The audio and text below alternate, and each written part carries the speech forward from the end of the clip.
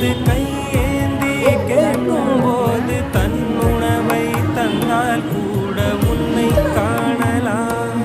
உன்னை காண பல கோடி இங்கு வாரி இறைக்கிறார்கள். எளிதாக உன்னை சேர இங்கு யாரு நினைக்கிறார்கள். அலங்காரம் அதில் நீ இல்லை, அகங்கார மனதில் இல்லை. துளி கள்ளம் கபடம் கலந்திடாத அன்பில் இருக்கிறார். உணர்ந்தே